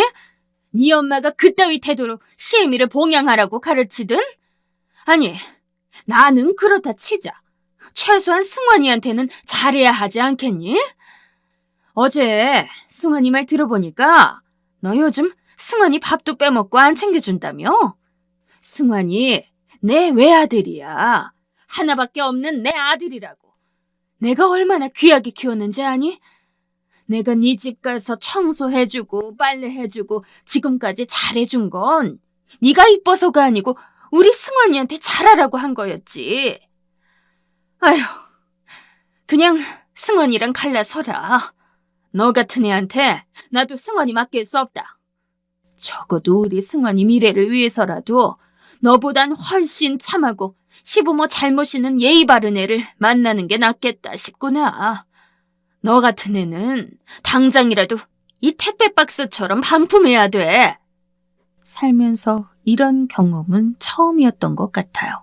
시어머니는 반품할 택배 박스를 툭툭 치며 저를 노려보았는데 지금 생각해도 시어머니의 그 말씨나 눈빛 하나하나가 다 기억에 남을 정도로 시어머니의 말은 가슴 깊숙이 콕콕 박혔습니다. 어머니, 죄송하지만 저 대청소는 아니더라도 이틀에 한 번 승환 씨랑 번갈아 가면서 청소하고요. 세탁은 어쩌다가 제가 실수 한 번 했나 보네요. 그걸로 꼬투리 잡으시면 할 말이 없고요. 아침밥은 요즘 제가 아침에 일찍 출근할 일이 생겨서 승환 씨 동의하에 둘 다 간단히 해결하기로 한 건데 승환 씨가 왜 어머니한테 그리 말했는지 모르겠네요. 마지막으로 연봉 적고 제가 여자이니 무조건적으로 살림은 다 제가 하라는 말씀은 솔직히 드라마에서나 듣던 말이라서 받아들이기 어렵습니다. 저도 솔직히 승환 씨처럼 똑같이 돈 버는 사람이고 나름대로 제 최선을 다하고 있는 사람으로서 승환 씨가 힘들게 버는 돈 막 쓰는 여자 취급하며 하시는 말씀은 제 입장에서 듣기 불쾌해요. 그리고 승환 씨와 이혼을 하든 갈라서든 그 문제는 저희 문제이니 저희가 상의해서 결정하겠습니다. 전 그렇게 제 입장에서 할 수 있는 말은 다 하고 시댁을 나와 집으로 와버렸습니다. 시어머니의 막말에 당하고만 있고 싶지도 않았고 우물쭈물하고 싶지도 않았어요. 그리고 퇴근해 집에 돌아온 남편을 보자마자 따져 물었습니다. 왜 시어머니에게 그렇게 말해 날 난처하게 만들었냐고요. 그러자 남편은 땀을 삐질거리며 자기는 그런 말을 한 적이 없다며 말을 더듬거리더라고요. 딱 봐도 제가 세게 나오니 당황한 기색이었어요. 똑바로 말해. 어머니한테 어떻게 말한 거야? 나 더 속일 생각하지 마. 난 지금 자기한테 너무 실망해서 이혼까지 생각하고 있으니까. 그게... 미안해. 내가 말이 헛나갔나 봐. 그렇다고 당신이 나한테 소홀하다거나 막대한다는 식으로는 말한 적이 없어. 정말 없어. 맹세해. 진짜로. 헛나갈 게 따로 있지. 남편의 말을 듣고 있자니 우라통이 더 치밀어 올랐습니다. 그런데 더 저를 열받게 하는 건 따로 있었어요. 남편과 말씨름을 하던 중에 갑자기 초인종 소리가 들려 나가 보니 신우이가 씩씩거리는 얼굴로 서 있더라고요. 언니, 며느리면 며느리답게 굴어야죠. 김장하러 안 온 건 애초에 언니 잘못 아니에요? 그리고 엄마 말 듣자 하니 언니 우리 오빠 옷도 제대로 안 챙겨주고 밥도 굶긴다면서요? 내가 그 말 듣고 얼마나 어이가 없었는지 알아요? 뭐라고요, 아가씨? 아가씨가 우리 사는 걸 봤어요? 뭘 안다고 말을 함부로 해요? 참, 봐야 알아요. 지금 봐도 알겠네요. 아우, 더러워. 저녁밥 안 먹은 것도 아직 안 치웠네요. 쓰레기 버리긴 해요. 잔뜩 비꼬는 신우이의 말에 정말 열이 받을 대로 받았습니다. 어린 신우이를 붙잡고 이러쿵저러쿵 말해봤자 소용없다는 건 알고 있었지만 이미 이성의 끈이 풀려 그때만큼은 저도 참을 수가 없었어요. 아가씨, 지금 아가씨가 어려서 뭘 모르고 있는 것 같은데요. 지금 어머니, 제가 김장 안 왔다고 혼자 삐지셔서 다 지어내고 계시는 거예요. 다른 사람 비난하고 싶으면 그 전에 사실 확인부터 제대로 하고 말하세요. 하지만 제가 그리 말한다 한들 신우이는 시어머니한테 이미 단단히 세뇌당한 듯 저를 아주 못된 악녀 취급을 하더군요. 그리고 자기 엄마한테 함부로 대했다고 버럭버럭 소리를 지르기까지 질렀습니다. 보다 못한 남편이 그만하라고 신우이를 말리고 나섰어요. 그만해. 그만하라고. 정희 너도 이제 집으로 가. 싫어. 나도 오늘은 할 말 다 할 거야. 가라고 했잖아. 남편은 결국 크게 소리를 내질렀고 신우이를 밖으로 끌어내다시피 했습니다. 결국 그날 남편의 만류로 저와 신우이의 거친 말싸움이 끝나긴 했지만 저는 신우이가 나간 후에도 분이 풀리지 않아 혼자 밖으로 나갔습니다. 그리고 마음이 추슬러지지 않아 술을 먹다가 저도 모르게 친정엄마에게 전화를 건 것 같아요. 대화 내용이 제대로 기억나진 않지만 아마도 상황 설명을 했던 것 같습니다. 다음날 친정어머니가 집으로 올라오셨더라고요. 엄마는 오자마자 사위부터 찾으셨습니다. 제가 그러지 말라고 내가 해결하겠다고 해도 막무가내였습니다. 내가 오늘 할 말 못하고 가면 화병 나서 죽을 것 같아. 말린 생각 말어. 얼마나 급하게 왔는지 신발마저 짝짝이로 신고 온 엄마를 보자 눈앞이 아찔했습니다. 마침 퇴근한 남편이 집에 들어오는 소리가 들리자 엄마는 무거운 목소리로 남편을 불러 앞에 앉혔습니다. 그리고 어떻게 된 일인지 차근차근 설명을 해보라고 하더군요. 엄마의 차분한 말에 남편은 더 얼어붙어 더듬더듬 어떻게 된 일인지 말했습니다. 엄마는 제가 한 말과 남편의 말이 일치한다는 걸 확인하고 난 후에야 화를 내셨습니다.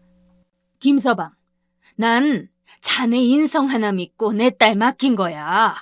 그런데 이런 것 하나 중간에서 해결을 못해서 내 딸이 자네 어머니한테 그런 험한 소리를 듣게 해? 자네 어머니한테 자네가 소중한 아들인 것처럼 내 딸도 나한테 눈에 들어가도 아깝지 않은 딸이야. 자네가 일 책임지고 해결 못하면 그땐 내가 사돈을 찾아갈 거네. 다른 건 몰라도 난 내가 한 말은 꼭 지키는 사람이야. 남편은 갑작스런 저희 엄마의 분통에 놀라 일단 알았다며 고개만 열심히 끄덕였습니다. 엄마는 그렇게 남편의 대답을 확인한 후에야 차분하게 신발을 신고 밖으로 나갔습니다. 다행히 이 일을 계기로 남편은 일단 시어머니를 찾아갔고 말을 잘 전달한 듯 했습니다.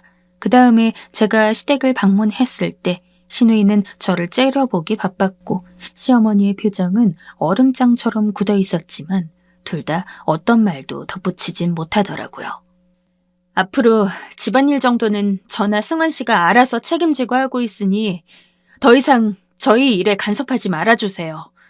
이렇게 선을 넘으시는 행동을 한다면 저 역시 승환 씨랑 이혼할 겁니다. 시어머니는 특히 제 말에 부르르 떠는 게 보였지만 남편이 난리를 친 게 효력이 있는 건지 그저 입술만 꾹 다무셨죠. 그때 남편이 조심스레 이야기를 꺼냈습니다. 그리고 저희 계획대로 다음 달에 이사 갈 예정이에요. 뭐라고? 이사를 한다고? 아유, 이사라니 갑작스럽게.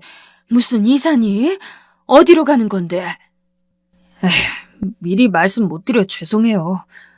그런데 이 집에 살 때부터 이미 이 사람과 얘기한 부분이에요. 지금 집이 아무래도 회사랑은 좀 멀어서 직장 근처로 옮겨야 할 것 같아요. 남편의 말에 시어머니는 세상이 무너진 듯한 표정을 지으시더니 재빠르게 저를 쳐다보았습니다. 책망하는 눈빛이었죠. 제가 그러라고 바람을 불어넣었다고 생각하시는 게 틀림없었습니다. 저는 그래도 마지막 예의는 지켜야겠다고 생각하고 명절날 뵙겠다고 말한 후 자리에서 일어섰습니다. 잠시만, 너 딱 앉거라. 제가 뒤돌아보자 시어머니께선 절 향해 앉으라며 손가락을 까딱하고 계셨어요. 짐승에게도 저런 손짓은 안 할 텐데 말이죠. 저는 한숨을 쉬며 앉을까 하다 그냥 일어선 채로 말씀드렸습니다. 이제 가보겠다고, 명절날 뵙겠다고요. 시어머니는 당당한 태도에 당황한 듯 보였습니다. 옆을 보니 시누이는 자기가 더 씩씩거리며 아까보다 더 힘있게 저를 노려보고 있었고요. 하지만 그러거나 말거나 저는 그 두 사람을 깡그리 무시하고 남편을 데리고 밖에 나갔습니다. 한동안은 참 편했습니다. 불나게 오던 시어머니 전화도 없었고 시누이 소식도 더 들려오지 않으니 세상이 밝아 보이더라고요. 그저 제 일만 열심히 하면 되니 다시 일상으로 돌아온 것 같았습니다. 남편도 제가 이혼 이야기를 꺼내며 난리를 쳤더니 그 이후엔 제게 더 잘하려 했습니다. 적어도 제 심기는 거스르지 않으려 했죠. 이제야 드디어 숨 좀 쉬고 사는 것 같았습니다. 그렇게 저는 남편과 이사 준비를 해가며 일상을 보내고 있었습니다. 조용하다 싶었는데 일은 터졌죠. 이삿날이었어요. 이날은 남편도 일찍 집에 들어오기로 했고 친정어머니도 오시기로 한 날이라 저 먼저 짐 정리를 마무리하고 있었어요.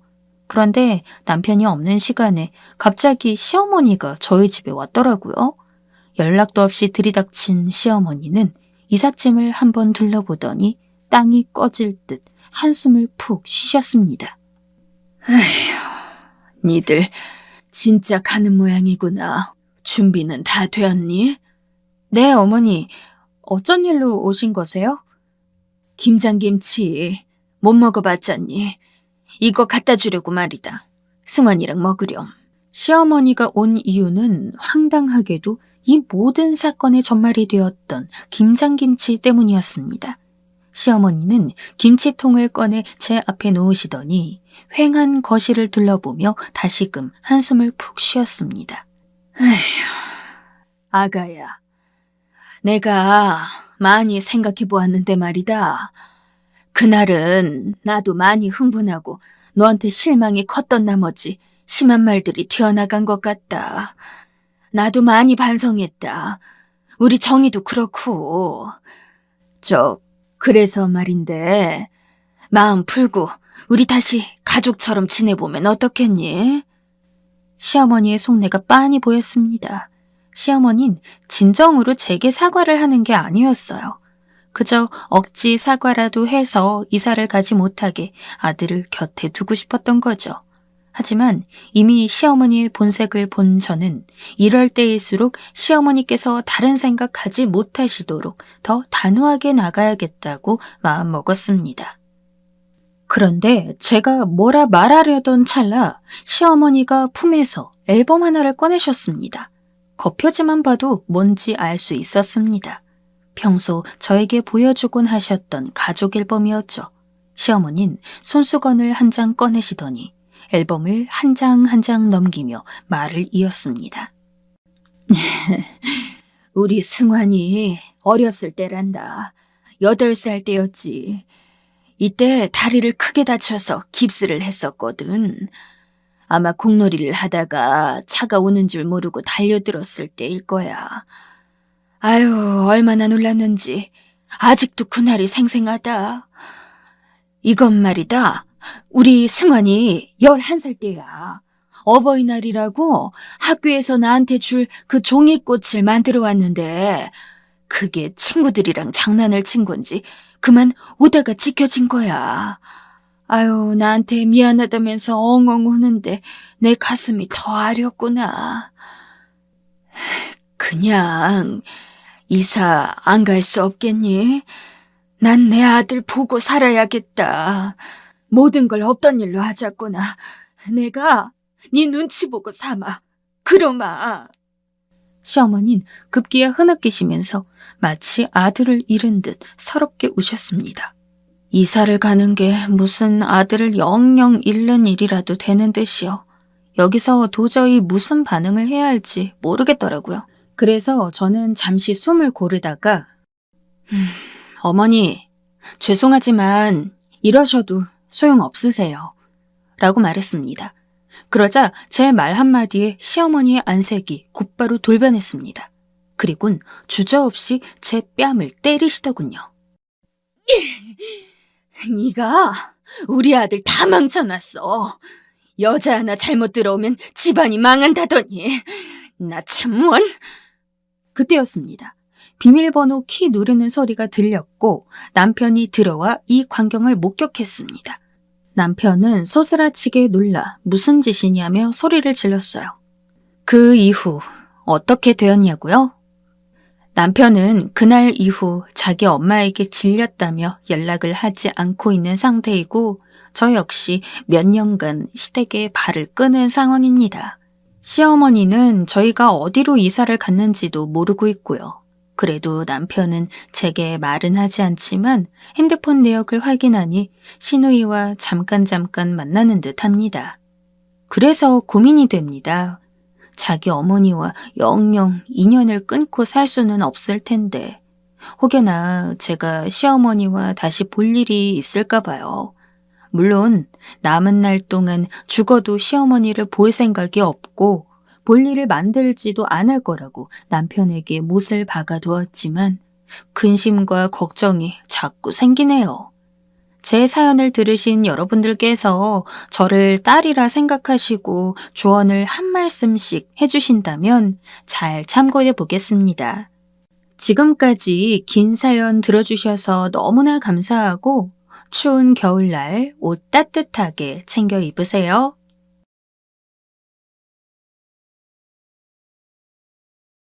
안녕하세요. 저는 올해 40이 된 주부입니다. 회사에 다니면서 일도 하고 있으니 워킹맘이라고 해야겠네요. 일도 열심히 하고 애들도 열심히 키우고 있습니다.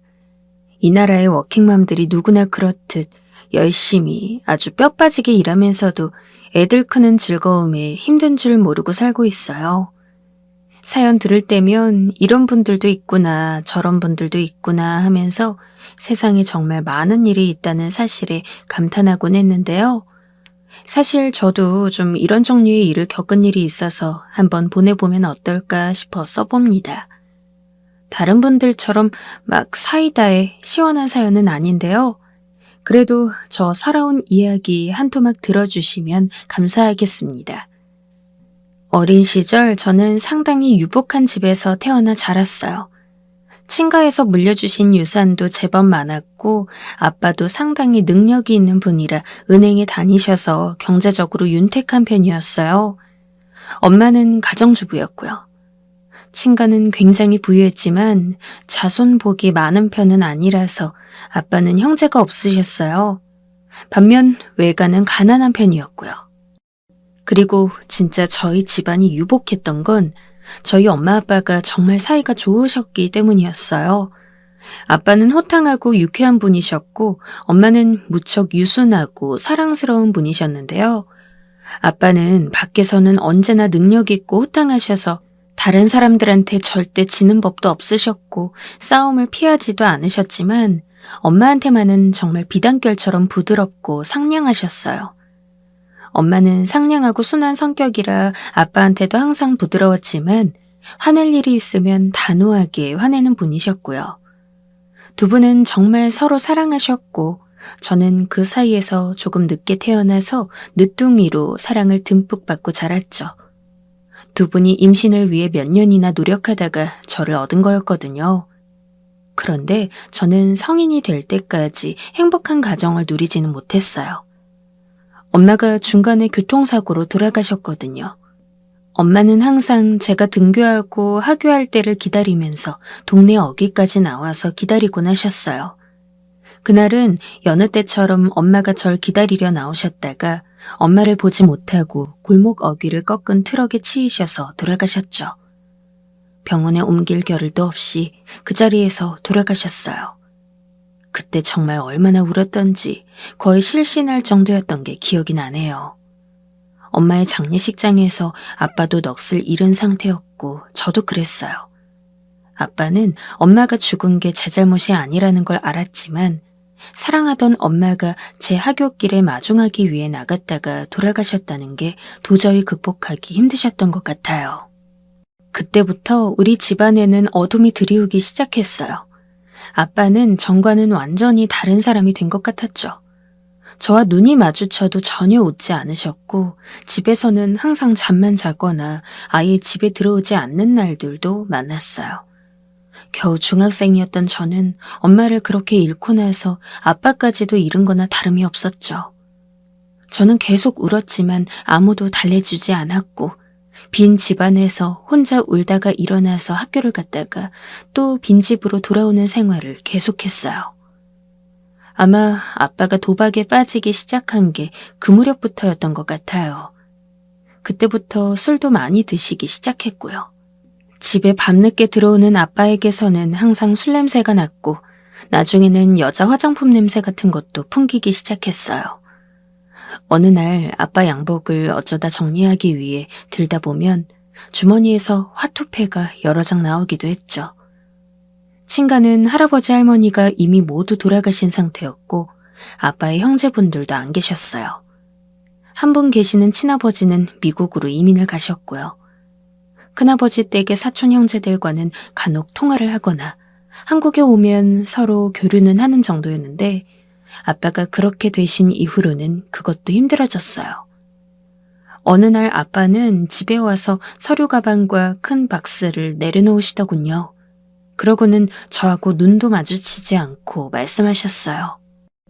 아빠 은행 그만뒀다. 네? 왜요? 이유는 묻지 마라. 그냥 다니기 귀찮아서 그랬다고. 알아둬라. 저는 너무 놀라고 심장이 떨렸어요. 당연히 제가 중고등학생 정도밖에 되지 않았는데 아빠가 실직했다고 하니 무서울 수밖에 없었죠. 하지만 아빠는 아무런 대책도 세우지 않고 그냥 집에서 술만 드시거나 밖으로 나돌았어요. 친가에서 물려주신 유산은 상당한 액수여서 아빠가 일을 하지 않아도 사실 아껴서 먹고 살면 평생 그리 걱정하지 않고 살 수 있을 정도였어요.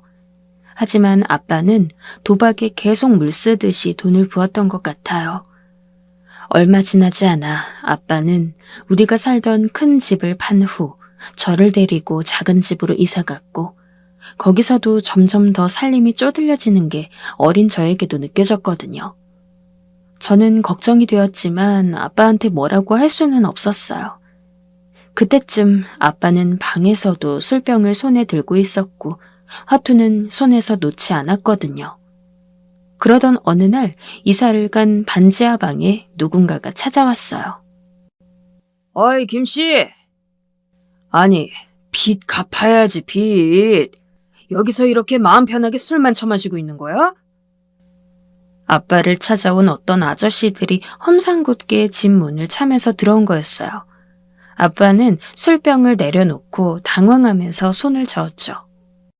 아니, 조금만 기다려주기로 하지 않았소? 내가 어떻게든 돈을 마련해 볼 테니까.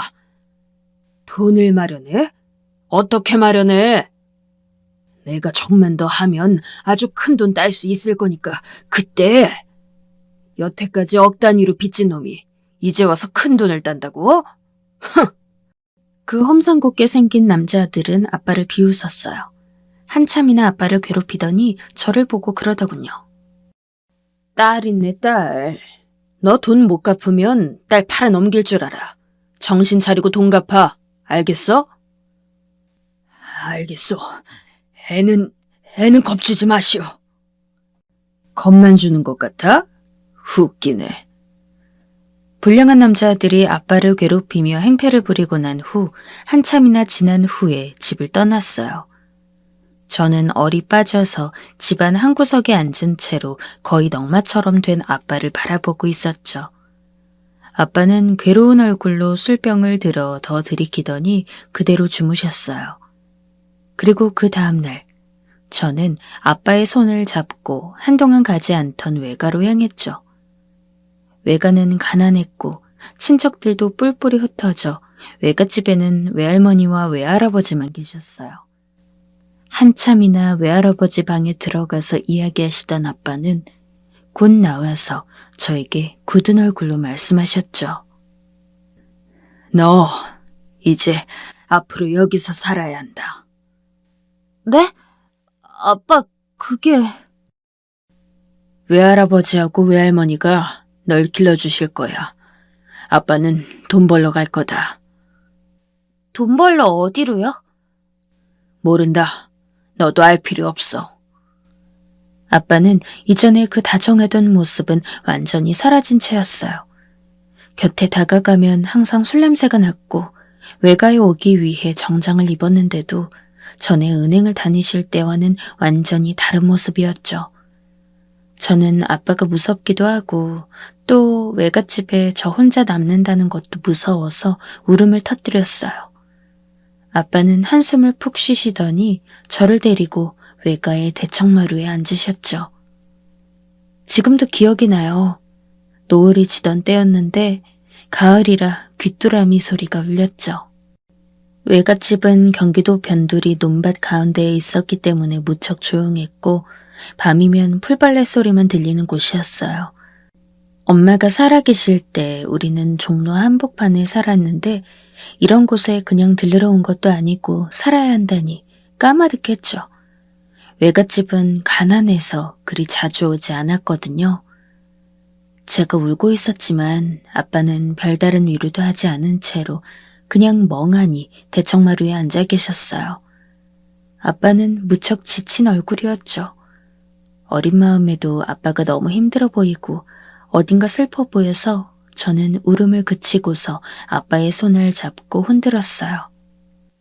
아빠 어디 가시려고요? 저 혼자 놔두고. 글쎄다. 아빠는 슬픈 눈을 하고 있었죠. 나도 모르겠구나. 언젠가 인연이 닿는다면 다시 만나지 않겠니? 아빠 말씀을 겨우 중학생이었던 제가 이해할 수 있을 리 없었죠. 저는 아빠가 저를 버리고 가신다는 말이나 다름없다고 생각해서 계속 울고 싶었지만 아빠의 얼굴 역시 너무 슬퍼 보여서 뭐라고 말을 하지 못했어요. 그리고 아빠는 곧 떠나셨죠. 저는 가난한 외갓집에서 자라나게 되었어요. 다행히도 외할머니, 외할아버지 모두 먼저 돌아가신 엄마에 대한 그리움을 갖고 계셨고 저도 사랑해 주셔서 구박은 받지 않고 자랄 수 있었어요. 하지만 그렇다고 해서 외갓집이 가난한 게 달라지진 않았고 학교를 힘들게 다닐 수밖에 없었죠. 저는 학교에 다니면서도 단 한 번도 학원에 가보질 못했어요. 학교의 다른 친구들은 모두들 학원에 다니고 참고서도 사고 깨끗한 가방을 들고 다녔지만 저는 옷 한 벌 사기도 무서울 정도였으니까요. 외할아버지와 외할머니는 저를 최선을 다해 길러주셨지만 돈은 그분들이 어떻게 할 수 있는 부분이 아니었어요.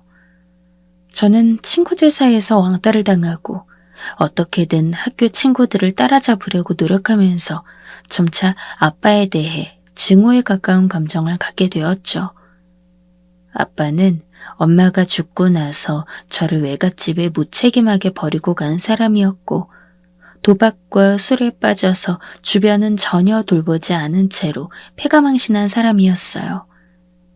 제 불행의 근원은 아빠라고 생각할 수밖에 없었죠. 그 후 저는 고등학교까지 간신히 졸업하고 공장으로 갔어요. 대학은 꿈도 못 꿀 사정이었으니 꼭 먼저 돈부터 벌고 싶었던 거였죠. 그 즈음에는 외할아버지는 돌아가셨고 외할머니만 외갓집에 남아 계셨는데요. 저는 기숙사가 있는 공장으로 무작정 가서 그야말로 맨 땅에 헤딩하듯 돈을 벌기 시작했어요. 전 정말 아무것도 없는 20살 어린 여자애였고 가진 건 몸밖에 없었으니 잔업이고 뭐고 닥치는 대로 돈이 될 수 있는 건 전부 다 했죠. 제가 성실하게 일하니까 공장에 먼저 일하던 아주머니들이 저를 참 예뻐해 주셨고 관리자들도 저를 좋게 봤어요. 20살 어린 나이에 그때 나쁜 사람들을 안 만났던 것은 정말 천운이라고 생각해요. 그리고 그때 저보다 3살 위 오빠를 만났어요.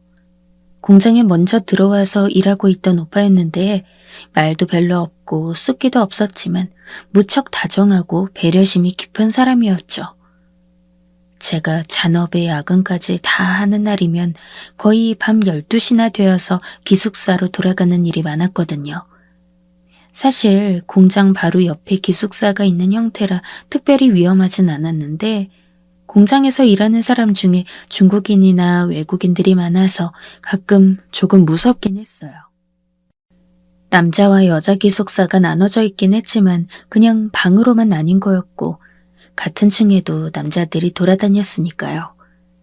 제가 밤 12시에 일을 끝내고 피곤에 쩔어 돌아가려고 하는데 그 오빠가 바깥에서 자판기 커피를 마시고 있더라고요. 저는 당시 그 오빠하고 좀 친해졌던 터라 무섭기도 하고 피곤하기도 한데 거기 그 오빠가 있어서 반가웠죠. 오빠, 여기서 뭐해요? 안 자고. 커피 한 잔 마시느라고. 기숙사에도 있잖아요, 자판기. 여기 자판기 커피가 제일 맛있어. 브랜드가 다르잖아. 그 오빠는 수더분하게 웃었어요.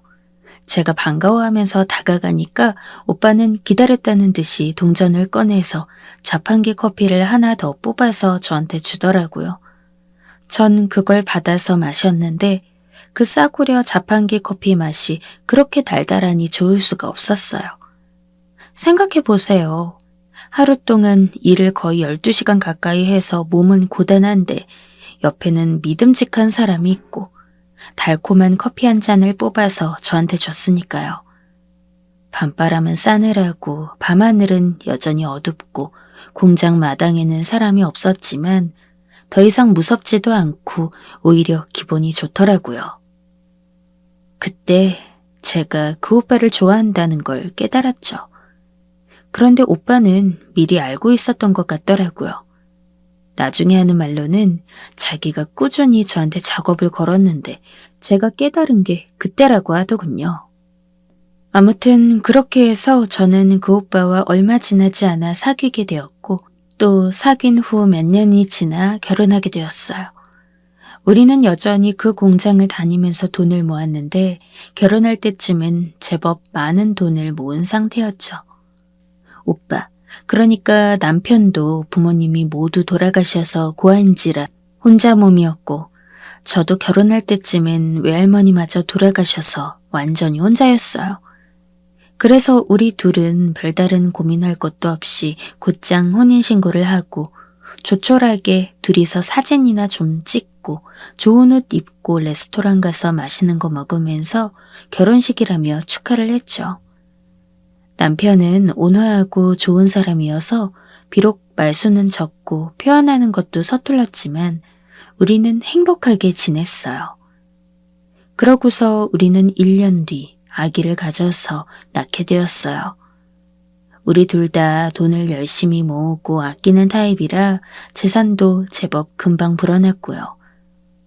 남편은 공장에서 상당히 오래 일했고 또 책임감도 능력도 있어서 승진도 했어요.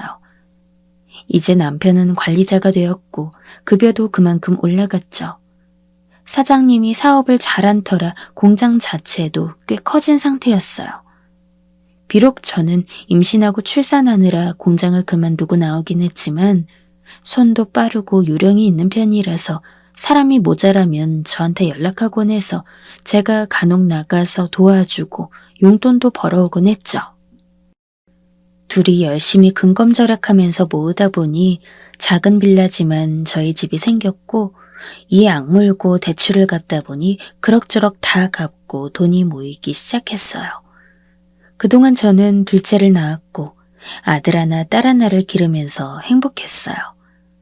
사실 엄마는 돌아가시고 아빠는 저를 버리고 떠난 제 처지에 이렇게 번듯한 가족을 만들고 행복하게 살 수 있다니 꿈만 같았죠.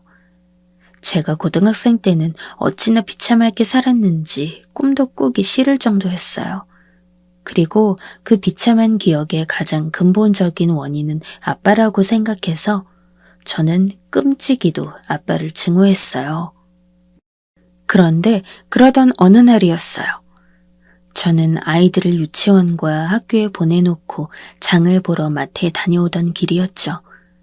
어느덧 나이도 제법 먹은 터라 차를 운전해서 집으로 오는 길이었어요.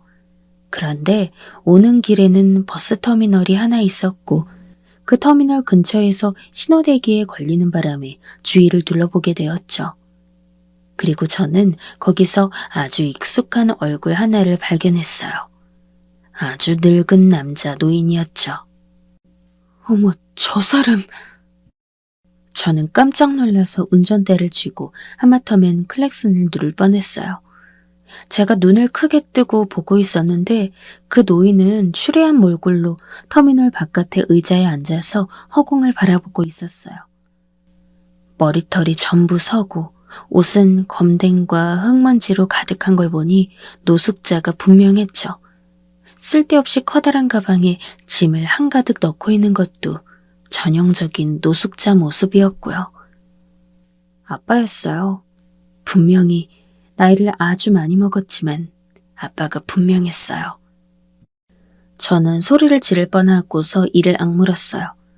그렇게 싫어하던 도박에 빠지고 술에 찌들어 살던 아빠가 저런 몰골로 터미널에서 노숙자로 나타나다니. 그로부터 20년이 지났지만 전 아빠를 보자 숨이 막힐 정도로 그 당시의 기억이 덮쳐오는 걸 느꼈어요. 지금처럼 가난에서 벗어나 행복을 찾은 시기가 아니라 행복에서 불행으로 낙하하던 시기의 기억 말이에요. 전 정말 너무 끔찍해서 곧장 운전해서 집으로 돌아왔어요. 혹시라도 아빠가 절 봤을까봐 심장이 콩닥거리고 이마에서 식은땀이 났죠. 집에 와서도 제가 어떻게 뭘 했는지 기억이 안 났어요. 저녁 때가 되어서야 집에 돌아온 남편이 저를 보고 이상하다는 듯 말해서 제가 이상하다는 걸 알았죠. 당신 무슨 일 있어? 아니, 왜? 안색이 안 좋아. 무슨 일 있는 것처럼. 남편의 말에 저는 거짓말을 할 수가 없었어요. 저는 남편에게 아빠를 보았던 일을 털어놓았고 남편은 신중하게 제 말을 들었죠. 나 아빠가 너무 싫어. 지금도 얼굴도 보고 싶지 않은데 하필 거기서 노숙자 꼴로 보게 될지는 몰랐어, 여보. 그래. 그런데 말이야. 혹시 조금이라도 마음을 열어보는 건 어떨까? 아버님 말이야. 혹시 나중에 후회하게 될지도 모르잖아. 저는 남편의 말에 펄쩍 뛰면서 절대 그런 일 없다고 난리를 쳤어요. 후회는 무슨 후회? 그동안 그렇게 아빠를 원망하면서 고통스러워하며 살았는데요. 그렇게 외갓집에 무책임하게 저를 버리고 간 통에 제가 어떤 청소년기를 보내야 했는데요. 제가 하도 펄쩍 뛰니까 남편은 알겠다면서 고개를 끄덕였어요. 그제야 저는 마음을 가라앉히고서 남편과 함께 침대에 들었죠.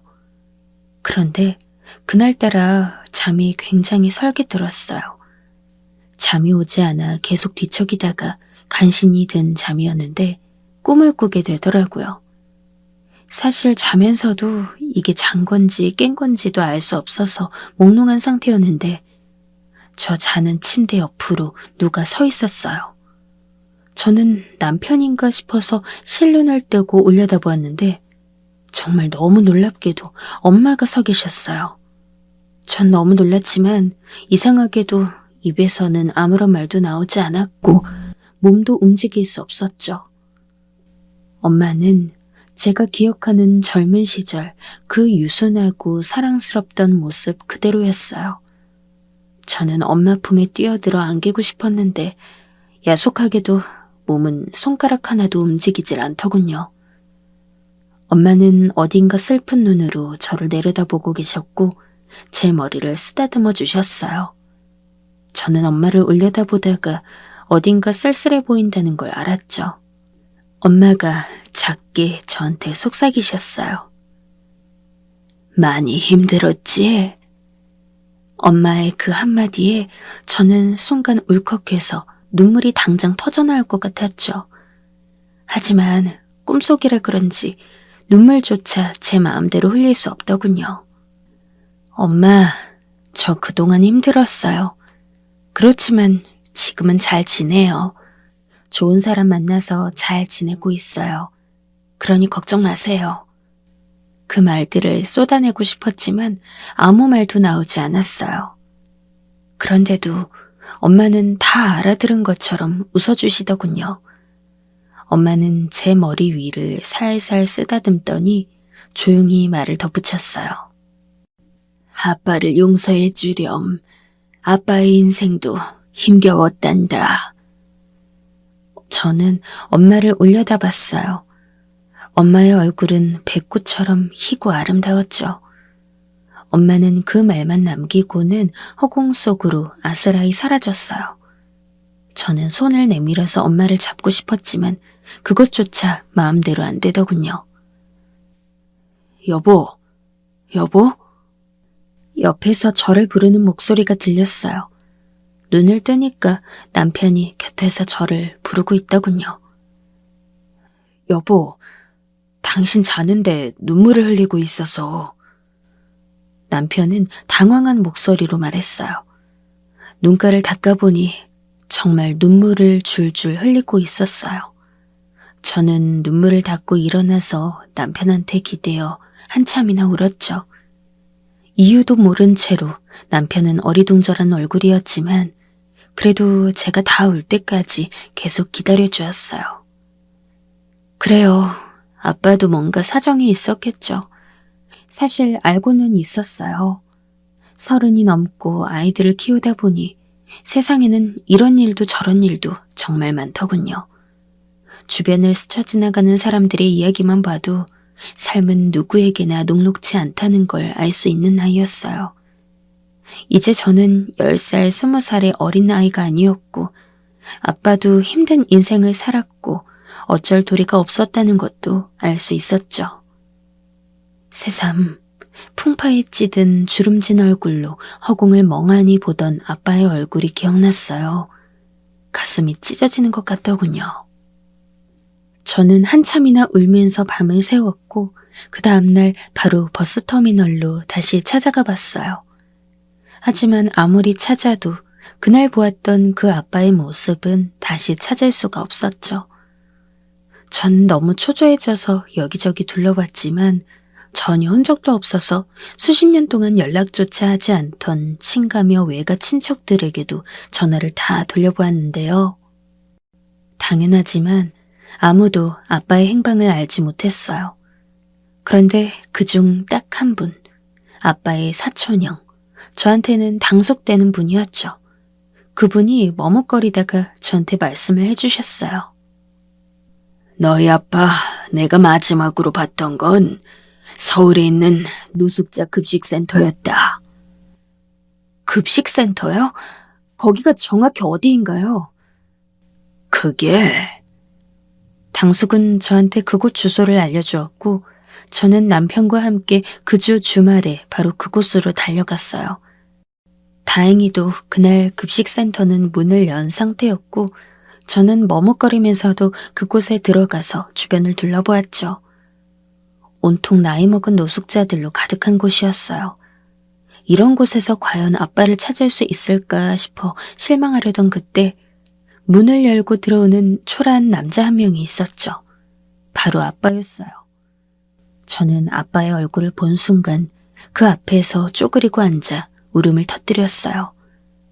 아빠는 처음에 저를 못 알아보고 멀거니 서 있다가 제가 엉엉 울면서 손을 잡자 그제야 제가 누구인지 알아차리신 것 같더군요.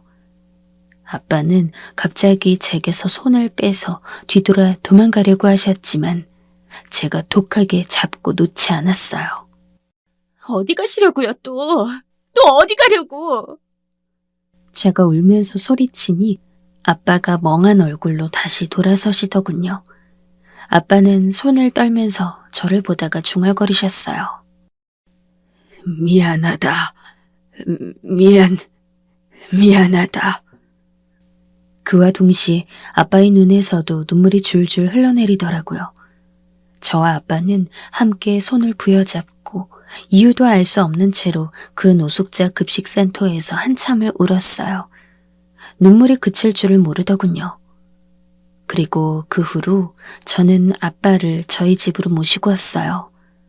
아빠는 이제 와서 면목 없이 절대 그럴 수 없다며 버티셨지만 안 오시면 제가 여기서 안 움직이겠다고 하자 별 수 없이 따라오셨죠.